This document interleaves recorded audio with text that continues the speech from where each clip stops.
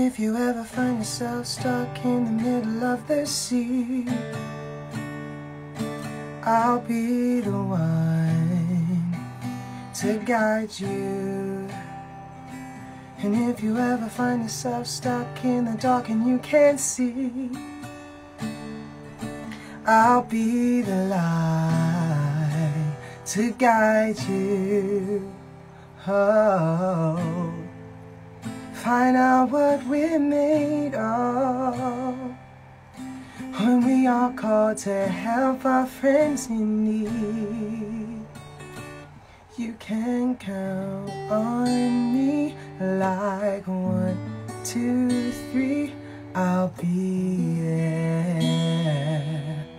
And I know when I need it, I can count on you like 4, 3, 2, you'll be there. 'Cause that's what friends are supposed to do, oh yeah. Ooh, ooh, yeah, yeah. And if you ever find yourself stuck in the middle of the sea, I'll be the one to guide you. And if you ever find yourself stuck in the dark and you can't see, I'll be the light to guide you. Oh, find out what we're made of when we are called to help our friends in need. You can count on me like 1, 2, 3, I'll be there. And I know when I need it, I can count on you like 4, 3, 2, you'll be there.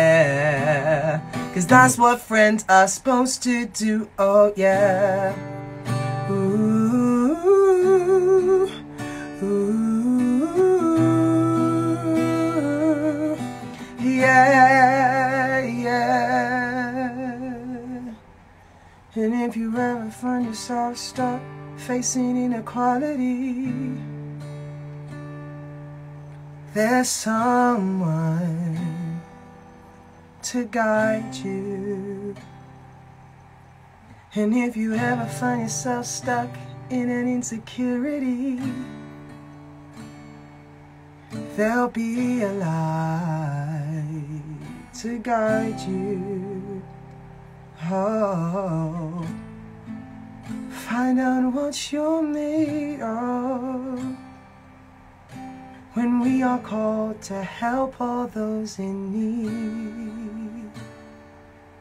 You can count on me, and I can't breathe, we'll be here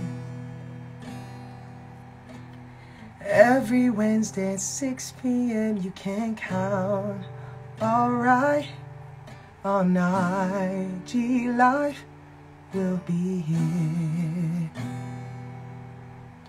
continuing this great convo all year. Ooh, ooh,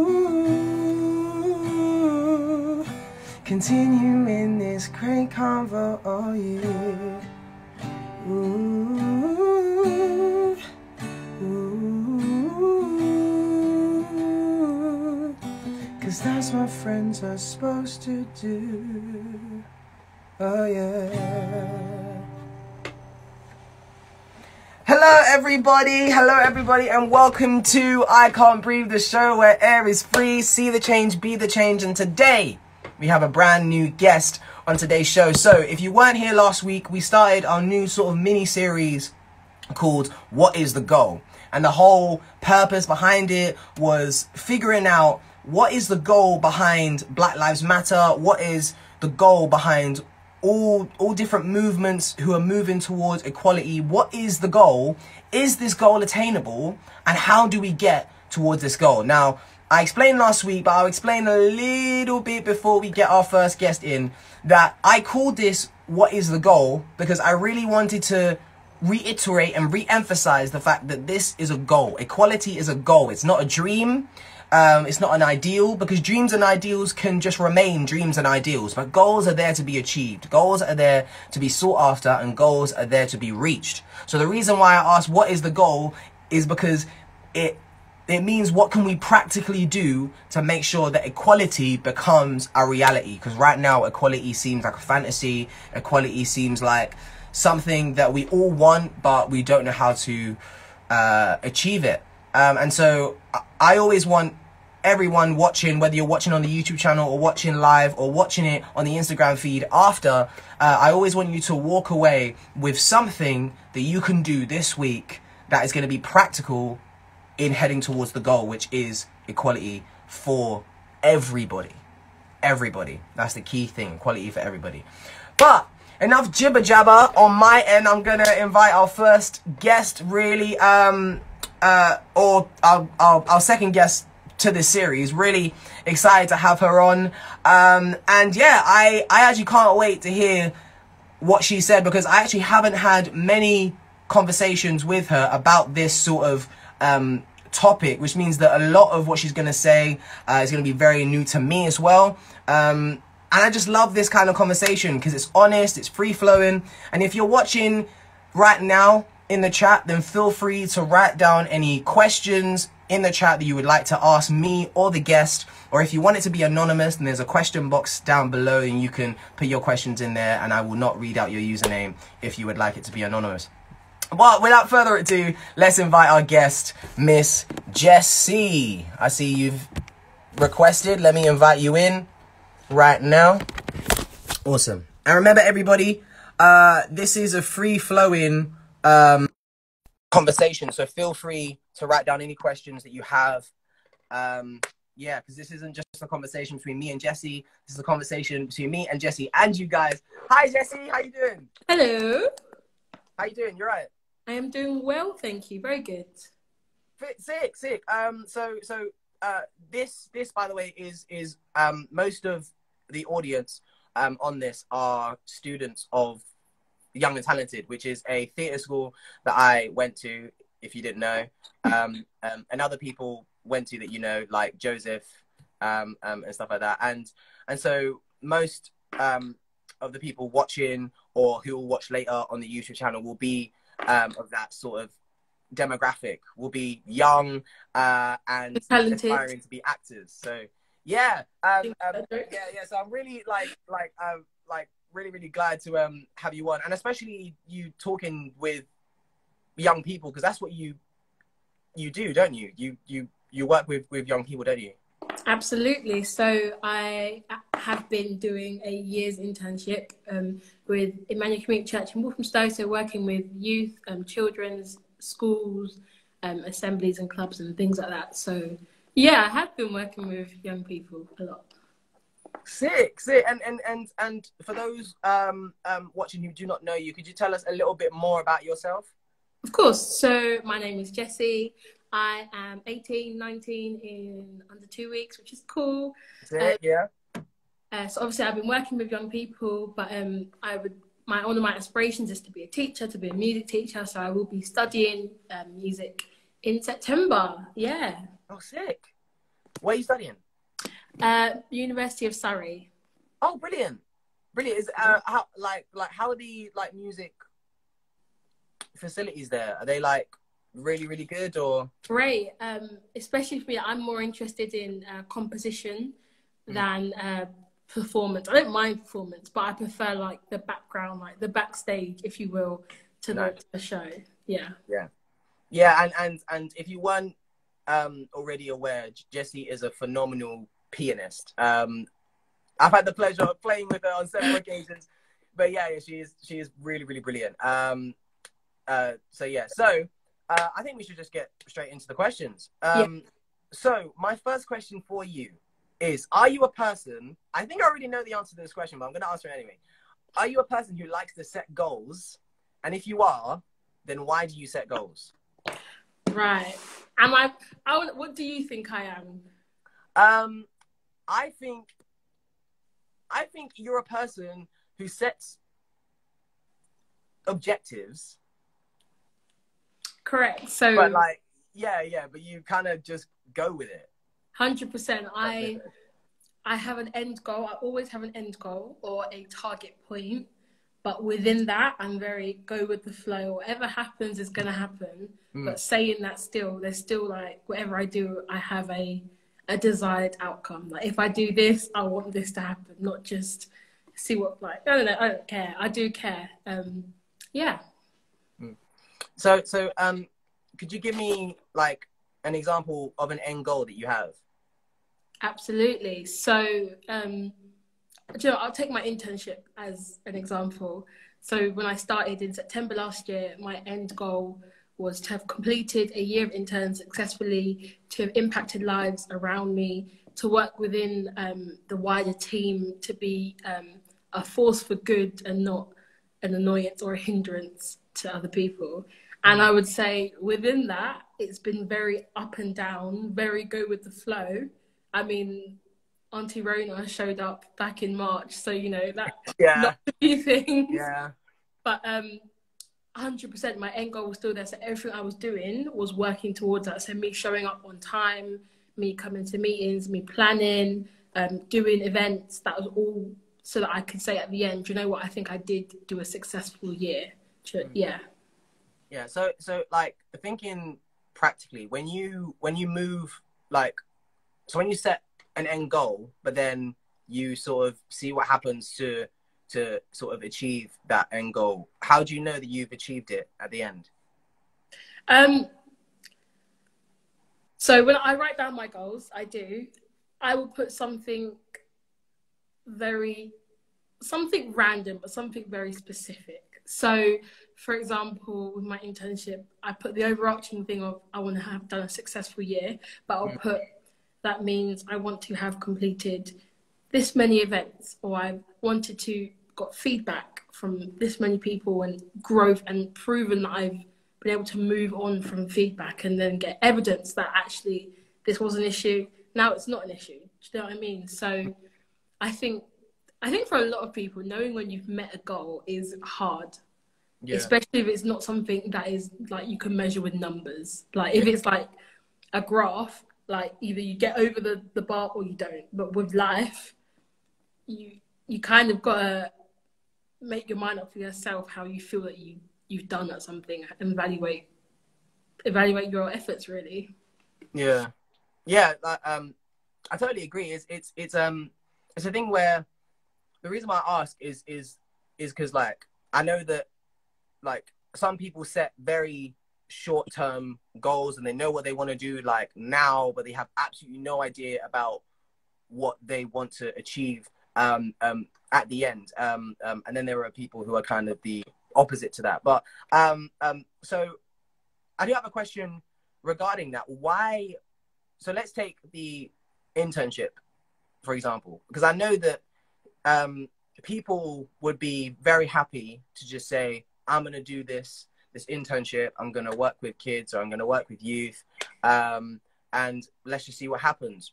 Not really set any goals, not really have anything in mind, but to just do it. So what made you want to set goals? I think it comes back down to a lot to do with you as a person. Me, I love being spontaneous. I love it. I'm the first person, if you just say, let's do this, I'll do it. I'll jump on the bandwagon. But at the same time, I know myself, especially when it comes to bigger projects. Yeah. I need a point to say either I've done it well or I haven't. I work well knowing that I have a task. I work well knowing this task needs to be done by this point. It needs to be done like this. Not saying that like it's super strict. So sometimes it's not even that deep. It's really not. But I like knowing that when I wake up, I have a purpose. This is on my list. This is what needs to be done by. This is my goal. This is why it's my goal. And then get on with it. So I think it really does depend on how you work. I think I have friends who will happily wake up not know what's going on and just let the day go Yeah. on with. But that would give me, I don't know, Yeah. could do it. Yeah. And I noticed that one of the goals that you sort of set was to impact lives. And we know that a lot of when people set goals, one of the number one things that they want to do is impact other people or impact the world or impact a social, like something in some way or another. But a lot of the times we don't see those sort of impacts straight away, or we don't notice the people that we've impacted straight away. Have you, because you're nearing the end, or have you finished already the internship? Next week, finishing, yeah. Yay! So you're almost finished. So have you like, do you reckon that you've met most of your goals, or maybe even made some along the way and met them? And then if so, how do you know, especially with the ones about like impacting other lives? If you don't see it, then how do you know? So with like the shorter term ones, like, can I do this event or can I plan this? Those are very easy to tell when you've done them, because they happen and people will tell you whether it went well or whether it didn't. But in terms of like the long ones, like impacting people's lives, I think you won't know. You won't know that in the moment. But I guess that's kind of why I do what I do, because it's, for me, it's not about me having to know that I've impacted your life, but it's me knowing that I've done all that I can to show you, give you the tools to like build yourself a better life and give you like the instruction manual, so to speak, if you know what I mean. So I don't know if I could ever measure if I've impacted lives. I hope I have. Yeah. But I just have faith that I've done what I can do. Yeah. Sick. So I know you mentioned that you set goals by writing them down, mainly. But like, let's say, like, how do you set goals? Like literally, like if I'm sitting down and I'm starting an internship, how do I sort of work out what I want to achieve by the end? Right. So what I do with the internship, and again with a lot of other things in my life, I'll write down what I want. What do I want to be my end goal? And then I kind of mind map it in different bubbles around. So my goal's in the middle, and I'll mind map around what I want. And so in one bubble, I'll put, what's my 1 month goal? So at the end of this month, what do I want to do that contributes to my end goal? And then I'll put a 3 month bubble, then I'll put a 5 month bubble. And then it all depends on what you're really aiming for, I guess. But I would literally just mind map. So this time in 3 months, where do I see myself? Or where do I want to see myself? And how does that relate to my end goal? Because I don't, like, end goals, big dreams don't happen immediately. They happen with like little daily tasks that get you where, you know, like you would know this, like you're a performer, but you didn't wake up and just like audition for a role and get it. That's not how it works. Hours of rehearsals, of like learning and teaching and dancing and singing and like a lot. It's not like I can wake up and say I've reached my goal. It doesn't, life ain't that easy. Yeah, see, and sort of following on from that, when you said, you know, I don't just wake up and say, oh, I've achieved my goal. But what happens when you have achieved your goal? What's next? The best thing. So if I know that I've hit one of my goals, I think you know in yourself, because you get a really good feeling. You're just like, yeah, you feel like you're the guy or you're that girl who's just like on top of the world. And you know what? I'll just relax for a bit. I'll just have a few days off. Well, I say a few days, maybe a couple of weeks, chill. But then again, it's my inner drive. Chilling, relaxing is nice, but I can't do it forever. Yeah. So I'll then be like, cool, this has been good. Now, what's the next step? What's the next step in my big plan? Like, what do I want to do next? What do I feel like God's telling me to do next? Where do I want to go? So yeah, then I'll go on to the next thing, really. Yeah. Sick. So we're about to go into the main bulk of the conversation, the main meat of the conversation. But if you're just joining, then hello, welcome. We're here talking about goals and how do we set goals and how do we make sort of steps to achieve goals. This is a conversation, yes, between myself and the wonderful Jessie, but also if you guys have any questions, then feel free to write them in the chat below, or if you want them to be anonymous, then there's a question box, so put it in there and I will not read your username out. I'll only read out your question. So here comes the meat of this conversation, the real reason why we're here. So Jessie, the big question is, what is the goal of Black Lives Matter or equality, or what is the end goal? Okay. So first of all, I will start off by saying, when I say Black Lives Matter, I don't necessarily mean the party, the political group. Yeah. Just because I feel like sometimes it blurs between what. So when I say Black Lives Matter, the goal for me is literally that. It's for people who don't understand to understand that where they are in a life of privilege, that others are not, and that they have the ability to bridge that gap. And it's a gap that should be bridged. Yeah. There shouldn't be a gap between people in terms of just the human rights, I guess you can describe that. Like, it's a human right, we're all human. So when I say Black Lives Matter, I literally mean for people who don't understand to understand that people who are of a different colour to you, their lives are worth the exact same and therefore should be treated the exact same. Yeah. So you use the word that is used a lot, and it's about people recognizing their privilege. But could you just explain what privilege actually means? Like, what is privilege? I would define privilege as, it's a good one. Privilege. I would define privilege as not having to deal with. I've got to put it into an example that makes sense. Yeah. So I would define privilege as two people of different races or of any sort of variables. Could put it as different heights, different eye colors, anything. Two people who, on paper, have all the exact same attributes except that one thing.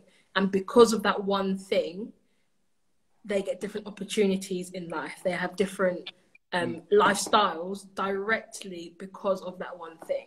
So I would say you are privileged if you have had an easier life than someone because of something you can't control. So things like money of course gets you privilege because, I mean, the world runs on money, but that's thing that can be earned and that can be lost. Whereas things like the color of your skin, that is, you're born with that. It's an inherent privilege if you are treated well because of your skin color, and you're underprivileged or you're disadvantaged, I guess, if you are of a skin color that isn't favored. If that makes sense. Yeah. It's like the best way that I could describe it as well. Yeah, because as you said, like, privilege is a difficult word to just say this is what it means, but it's easy to give like a sort of like example. So it's like, if, like, say for example, if there were two runners and they were doing a 100-meter sprint, right? And everyone gets told that they're doing a 100-meter sprint. And there's two racers, they're the exact same height, they're the exact same weight, they sound the same, they like, their hair is the same. Like, imagine everything about them is the same. But one of them is black and one of them is white. And so imagine that the white person starts at the 100-meter mark and the black person starts at the 150-meter mark. So actually the black person's running 150 meters, but everyone's trying to pretend like he's running 100 meters, that we're running the same race, when really he's running a lot or he's having to run a lot faster to try and catch up. Absolutely. And then of course, when you come first, a lot of the times in your racing or like running career, then you get to go to more races. You get to go to more Olympics and stuff like that. I mean, look at Usain Bolt had a much longer career than someone like Johan Blake, who was second a lot of the time, or third, or fourth. But because Usain Bolt was first, he was the household name. So yeah, so imagine it's like you've been given an unfair advantage and you keep winning the race, and there's always someone behind you trying to catch up. That's what I feel like privilege is. It's like things that, and like that distance, say that 50-meter gap is something that neither of the runners could control. Yeah. I mean, so I think privilege isn't where someone says, I'm going to go and start close to the finish line, but it's something that neither of you necessarily are aware of or that you can control, but one of you is starting close to the finish line. Yeah. Yeah, so that's, I guess, when you have a privilege, and you don't always know it because it's your life, you know. A lot of people don't know when their lives have been significantly easier to others, because everyone goes through hardships. Like, you can't diminish that, but your hardships won't be the same as another person's. Yeah, of course. Yeah, I guess. Yeah, and I think also with privilege, like we say, you know, for people to recognize their privilege, but it's also important for people to recognize that their privilege is not right, because like someone like I use the race example again, the running race example. Like, imagine the guy standing at the 100-meter line. People tell him that he has an unfair advantage. He looks back and realizes that the runner who's running the exact same race is 50 meters behind him, and that's where they're starting from. And he looks back and he's like, well then, all right then. Like, yeah. I mean, if we're looking at it like literally, if I was in secondary school and I was doing a race, right, and someone told me, walk 30 meters forward, that's where you're gonna start from, I'm gonna be like, yo, bless, like this is gonna be calm, like I'm gonna win this easy. So yeah, so it is about recognizing your privilege, but then the next step is also recognizing that your privilege is not right, and it's that we should be sort of fighting that everybody starts at that 100-meter line. So yeah, so that's what I definitely would say about privilege. But yeah, I just wanted to sort of break that down, because I realized that a lot of people say the word privilege like a lot of the time, but it's like, what does that actually mean? And like, what does that mean for white people? What does that mean for black people? What does that mean for anybody really? I would just add, I think go for it. When people talk about privilege, when we mean privilege, we're not talking about, oh, someone is always dressed nicer than you, or somebody has better trainers than you, or, you know, somebody bought this car and you couldn't afford the car. It's not that. I think privilege is the reasons why they were able to, or the reasons why you were not able to. Yeah. So just because if they have a job that pays better, they're going to have better things. That's life. Yeah. But if the reason they got a job that pays better is because they were favored because of the color of their skin, that is an issue, because then it's an unfair playing field. You will never be on that level because of the color of your skin. So privilege definitely is, it's not just saying these people are better than me and they're all thriving and I'm not. It's saying, well, the reason I'm not is because of something I can't control. Yeah, 100%. So with this goal that you've explained, like the goal of people to understand and know their privilege, and for everyone to sort of be born or brought into this world with absolute equal opportunities. Yeah. Now, this question, I realize, is never asked because I feel like a lot of people are scared to know the answer. Do you honestly think that this goal can be achieved in our world? I am always an optimist. Of course. I would say 100% yes. I do believe it can be achieved. Do I think it will be tomorrow? No. Do I think it will be this year? No. Do I think it will be in the next 10 years? No. I do believe it can be achieved. By what means and how, that is something interesting to look at.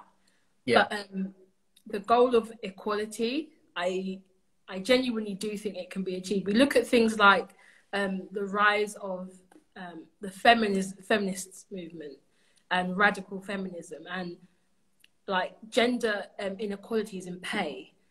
That is something that's very important now, but it was a campaign that started 100 years ago almost. So, well, actually, even before that, like, don't even question my history because I'm not good at that. But even before the history books tell us the feminist movement started, it was already going. So it's everyday steps and everyday people and normal people making decisions to better themselves and their communities and the people around them that adds up to a culture of equality. So if every person felt, do you know what, this isn't right, I'm going to stand up for when I see people being unfairly mistreated. If we all were like that, every single person, the culture of our societies would be much more community-based. They'd be much more, do you know what, if that's wrong, I'm going to call it out as wrong and I'm going to do what I can to stop it. So I think it's not going to be a big event. It's not going to be a big protest, but it has to be people taking the step and, you know, putting themselves out there. Yeah, and like, I know what you say, like, about like people taking the step, people putting themselves out there and sort of stepping up for people, because like I know that when people step up for a lot of people, especially in real life, those are the kind of things that are very unseen, because we know that when the tragic news that George Floyd had been killed spread like wildfire over social media, there was a whole thing about people speaking up and then people shunning other people for not saying anything online, and then there sort of became this whole stigma where people had to speak up in public. So what's your sort of take on that, or your opinion on that? I think, firstly, I have a little bit of an issue with cancel culture. I think it started out in a really well-meaning place, but I think the way it operates right now isn't productive for forwarding conversations. It just cuts them off. Do you know what I mean? But I would say you can't force anyone to say anything. You can't force a brand to put out a statement. The reality is, if said person or said brand honestly cared, in my opinion, you would see it through the way they act throughout the year. It wouldn't be just for the month of June when all the protests were happening, they were putting stuff out about the protests. It should be, for me, your content that you put out in December should like have the same energy of equality that you're putting out. Like, even when you look at things like Pride Month, if the only time you ever talk about Pride Month is in Pride Month, I'm always like, well, do you really care? If the only time you talk about Black people is in Black History Month, I'm like, it's good, but how it doesn't come across as genuine to me. So I would say you can get onto brands if you want, but I would say their actions speak much louder than their words. If it's taken them this long to put out a statement that isn't that great anyways, that tells you all you need to know, I guess. Exactly. And the harsh reality of it is that if I'm a brand and I see Black History Month, I see Pride Month as an incredibly amazing marketing strategy, because like, if I'm a clothing company and I make clothes specifically only for Pride Month, and it only comes out Pride Month, and then we're sort of celebrating it. At the end of the day, the company is doing it to make profit, to make money, you know. So like that's why I had such an issue like with it, because I'm like a company can make a statement and then you're gonna love off that whole enterprise, when really there's one guy sitting behind the social media computer that was probably told to do that because of the times that we're in. It's not even because it's you know, it's from the heart, or it's like induced, but a lot of the time it's just because they feel like they have to. They feel like they're forced to, otherwise they're going to lose sales, they're going to lose consumer confidence, and like all this, like it's very business focused. And that's why yeah, like a lot of the time, like when it comes to brands, like I think it's different for individuals, but when it comes to brands, yeah, it's always like, as you said, like it's always a little bit of a blurred line, because it's like, well, even if they do put out a statement, what are their intentions? Like, a statement really doesn't mean anything. You know what I think? The best example I would say is someone like Ben and Jerry's. Yeah. Now, all their political and social stances, I don't agree with all of them. I have to say that, but they're one of the few brands that I know that throughout the year have always been putting out support campaigns, or been putting out adverts in aid of this charity or this cause. So when they came up with the Black Lives Matter statement, it made sense because they'd already actually said it. Like throughout the year, they've already been saying it. They've already been pioneering these charities. So when it came out like recently, it was like, yeah, we know you care because you've shown that you care.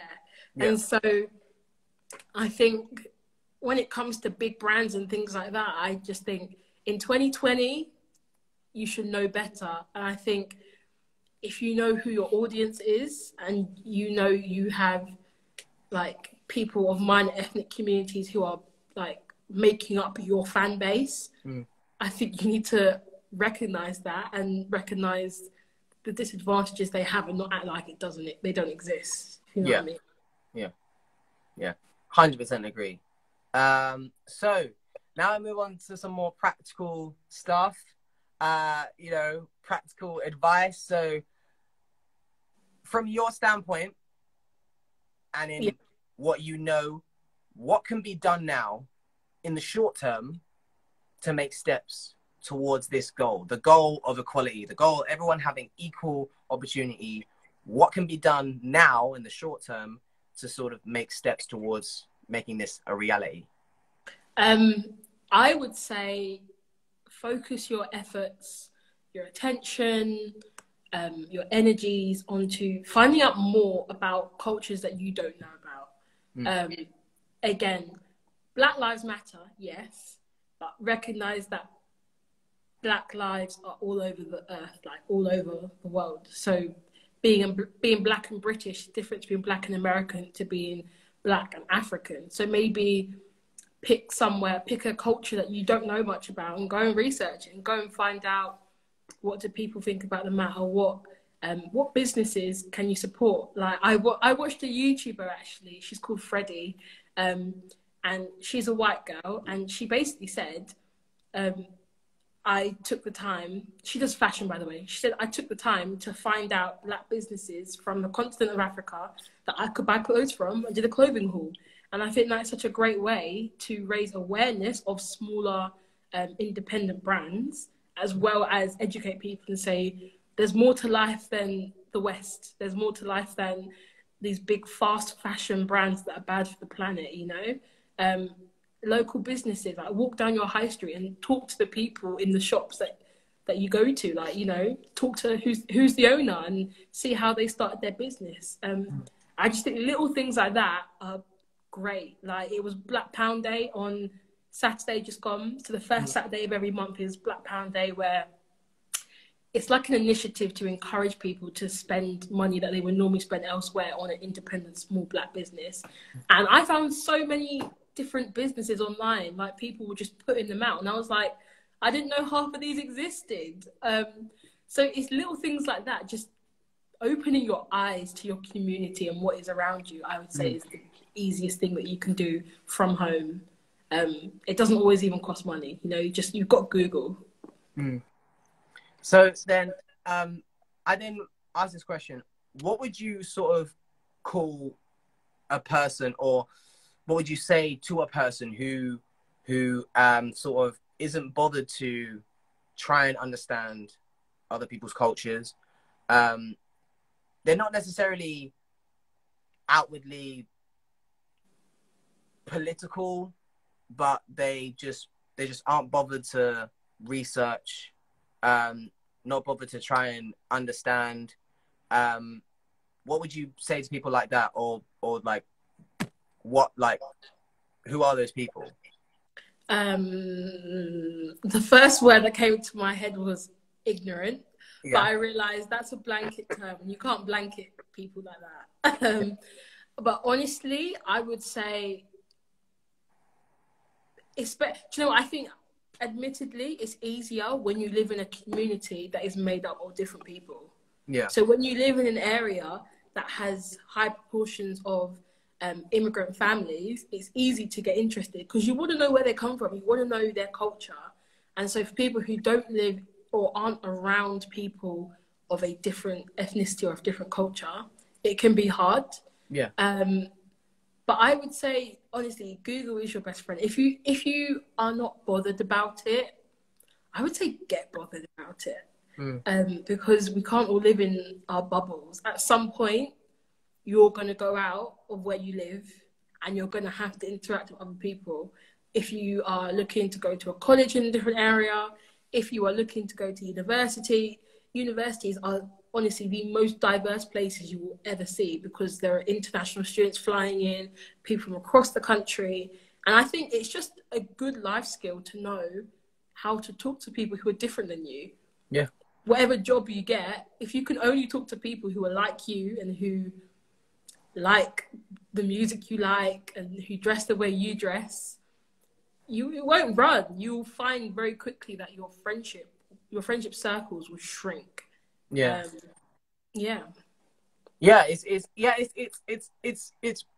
really interesting that you say that, because like as you're talking, like I was literally just realizing how much we in London live in such a glass bowl.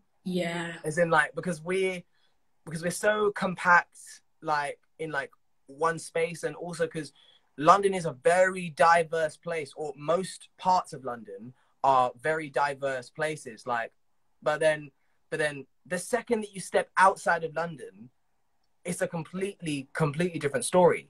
And so what can we, because like I know that it's especially difficult to, let's say, if you're a young person living in this country, it's very, very difficult for me to reach someone in Liverpool. If I don't know anyone in Liverpool, I don't have any connections in Liverpool. So it's like, how do we make, in the long term, how do we make this something that we can spread across our entire nation, not just in our multicultural bubble of this capital city, but how do we make it so it sweeps everywhere, that we spread the word everywhere? How do we do that?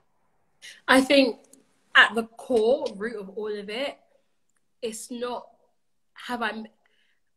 I know I said this, but at the core root of it, it's not have I met someone from this place and can I talk to them? At the root of it is, regardless of whether they're from this place or this country or this city or not, can I respect them and can I communicate with them at the end of the day? So I've never been to Liverpool. I think I've maybe met one person from Liverpool, but I know if I went to Liverpool, I would know how to respect Liverpudlians as humans, the same way I would respect and tolerate anyone. So I think using the excuse, when people use the excuse of, but I live in an area that only has white people, I understand that, of course. I'm not saying that you're suddenly going to be comfortable being in, like, I don't know, an Afro-Caribbean cookout, because you're not. You're going to feel a bit awkward, but at the same time, the basic levels of human respect are the same for everyone. So yeah. I understand when people say, but I just don't have that around. I don't have the option to go and integrate with other people.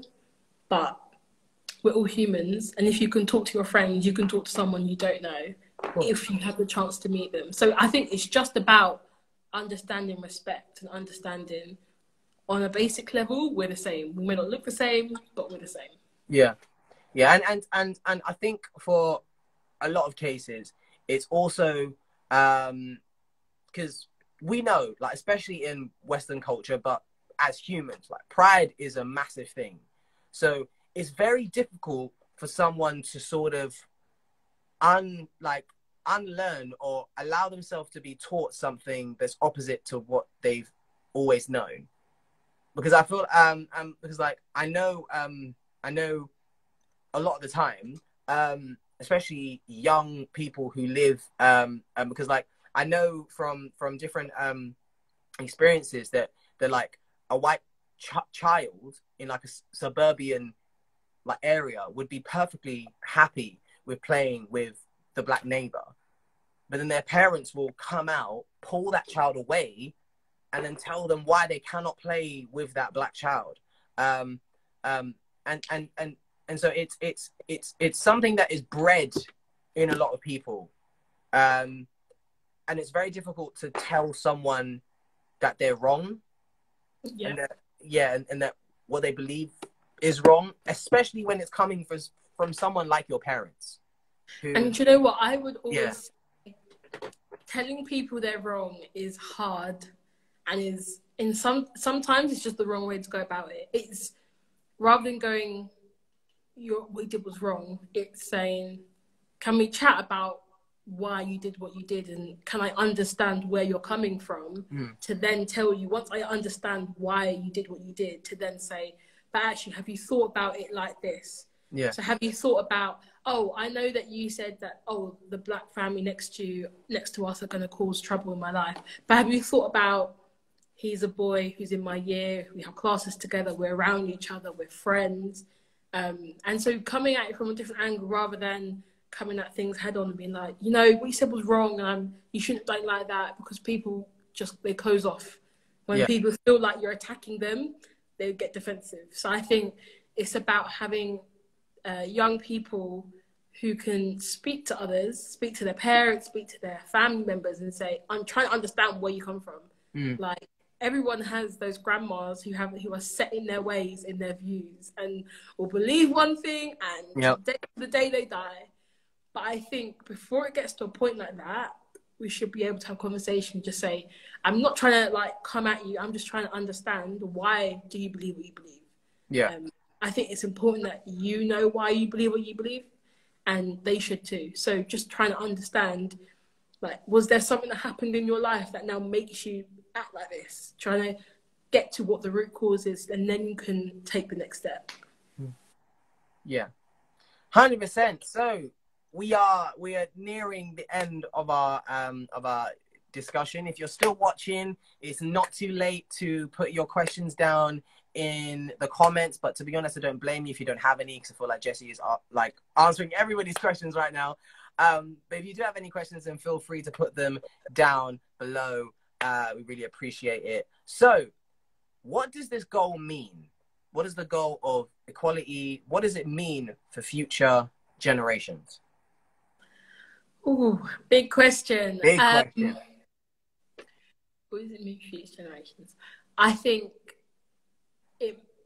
it means that future generations don't have to deal with the same issue that previous generations have. So it won't just be like, the next generation of people won't deal with racism, because they will, but they won't be dealing with all the little things that we've had to deal with. So let's say the jobs market and getting a job. So while for some people in our generation, you'll be stereotyped based on your skin color, you'll be stereotyped based on your look. So I hope that for the next generation, that stereotype isn't there. So not to say that racism is gone from society, because I think it's a longer term thing than that, but it's little steps and policy changes and mindset changes that mean my kids won't have to deal with some of the microaggressions and the aggressions that I've had to deal with as a Black woman. Yeah. They'll probably still have to deal with some because our world isn't perfect. But then I hope that my grandkids will have to deal with even less of that. And do you know what I mean? So it's taking steps that, let's say in 200 years' time, we're living in a world that sees colour and sees race, but doesn't see it as a barrier and sees it as just something to be celebrated, I think. Yeah. Yeah. Before I move on to the next question, I just want to read out Reese's comment, because he said, just wanted to say thank you for doing these lives. So much has been learned from these. Love you guys. Love you too, Reese. You know what, that right there is really, really cool, because like, as I said earlier on in the live, I was like, because it's really hard to know, like, especially when you're doing something, what people are listening, who you are impacting and who you're helping. So Reese, thank you so much for the encouragement. That is really, really cool of you. Yeah, so thank you for your comment. Really do appreciate it. I really do. And it's nice to hear that we're actually achieving something, and we're teaching people, we're encouraging people, which is exactly what the show wants to do. So yeah, thank you so much, Reese, and thank you to all my guests, including Jessie, who helped me do it because I couldn't do it by myself. So Jessie, what is stopping us right now from achieving this goal? What's standing in the way, Jess? Right now? Yeah, what's standing in the way? If I could sum it into one word. Yeah. Egos. I would say what is stopping us from, what stop generations of people from achieving equality is people who have privilege having too big of an ego to relinquish some of that privilege. Because to do so means you're saying, I will throw away, not throw away is the wrong word, but I will turn away some of the opportunities that I get because I know that they are offered to me unfairly. And that is a hard thing to do when you're talking about people's lives, their jobs, their families. So I understand it. You know, nobody wants to hear, oh, would you like to, take a pay cut at work? Nobody wants to hear that. Yeah. But I think when it comes down to it, it's people getting comfortable and feeling like, yeah, I deserve all that I have, even though what I got was given to me unfairly, yeah, I still deserve it. I think it's looking at people accepting and understanding how they've gotten to where they've gotten, and then accepting that and then saying, do you know what? I need to do what I can to help others come up to where I am. So I think it all comes down to pride and ego, basically. Yeah. I mean, it is something that I said last week when I was on the live with Hannah. I mean, I said one thing that's definitely stopping us from being in the way is sort of something that I like to call the boiler complex. And it's sort of when everyone knows that when a boiler completely bursts, that could mean that everybody in the house is dead in seconds. But then it's sort of like a household who knows their boiler is on the blink, but doesn't do anything to fix it, pretends that it's not a problem. Yeah. Right. And then luckily, right, when not luckily, but say one person is in the house, the boiler bursts and kills that person. So then the owner of the house realizes, okay, this is a problem. Let's fix the boiler. Yeah. They fix the boiler. It's all happy. Yay, we fixed the boiler. Then everyone forgets that the boiler was broken and no one puts in steps to make sure that it doesn't Yeah. happen again. Yeah. So then the next time the boy It is on happens the blink, all over again. it happens all over again. And that is what I find a lot of the time is that like that's what's been done with racism. It's sort of swept under the carpet. It's not a problem. It's nothing. And then someone tragically dies or something massive happens. And then everyone's like, oh my gosh, it's a problem. And da-da-da-da, da-da-da. And then like prime ministers make statements and da-da-da, as if it's all fixed now, but no one puts anything in place to make sure that it doesn't happen again.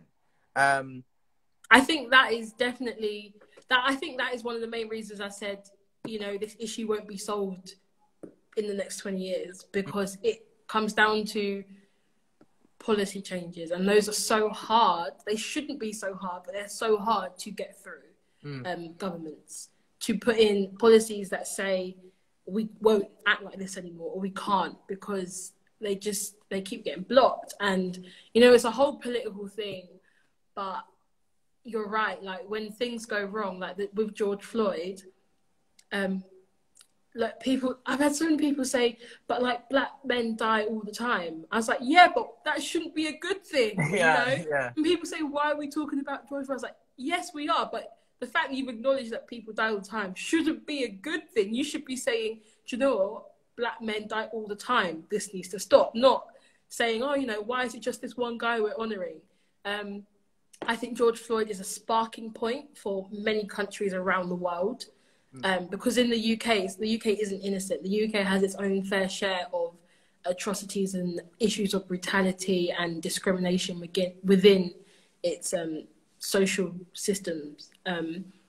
But it all comes down to groups challenging the government to say, we don't want this to happen again.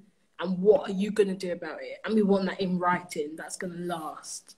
Because again, like a tweet is there for as long as people remember that it's a tweet. A statement is there and then it goes and you forget about what was said. But a policy, a law, that is something that is firm. Yeah. Yeah. 100%. So before we end, I just want to reference Reese's comment. It is kind of long, so I'm not going to read the entire thing.